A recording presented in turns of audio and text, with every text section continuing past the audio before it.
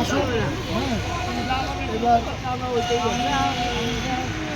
না ভুল করবেন না, সনাতনী হিন্দু ধর্মের আমাদের প্রার্থী হচ্ছে নির্দল প্রার্থী, নির্দল প্রার্থী অম্বালিকা রায়। ফুল তো আমরা অনেক দেখেছি, 15 বছর ফুল দেখেছি, একটা ছোট্ট ঘাস ফুল। আবার যারা মাথার উপরে নাচছে তার নাম পদ্ম ফুল। যেই পদ্ম ফুলের মধ্যে রয়েছে নীতিবিহীন এখন বর্তমানের নেতারা, তাদের হাত থেকে বাংলার আগ্রাসনকে বাঁচাতে হবে, বঙ্গভূমিকে বাঁচাতে হবে, মা বোনেদের বেকারদের সম্মান বাঁচাতে হবে।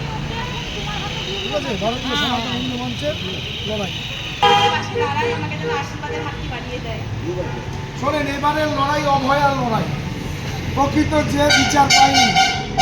এবারের লড়াই বেকার ভাই বোনেদের লড়াই। 26,000 চাকরি চলে যাওয়ার পরেও যে গর্ভবতী মা রাস্তায় বসে আন্দোলন করে, তার প্রতিকার পাওয়ার লড়াই। এবারের লড়াই সেই মানুষগুলোর লড়াই যে বৃদ্ধ বাবা চোখের জলে ছেলের লাশ বহন করে, তার প্রতিবাদের লড়াই।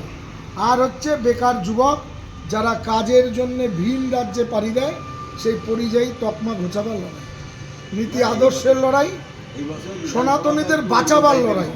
হ্যাঁ, না অন্য টাইপের হলে হবে না। দেখুন, ফুল আছে দুটো, ফুল আছে দুটো, একটা ঘাস ফুল যেটা মাটির নিচে আছে, আরেকটা আছে পদ্ম ফুল, যেখানে নীতি আদর্শ এখন জলাঞ্জলি।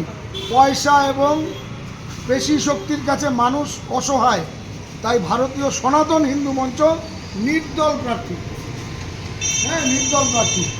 আমাদের এখন পর্যন্ত লোগো হয়নি, সেই লোগো সুদর্শন চক্র।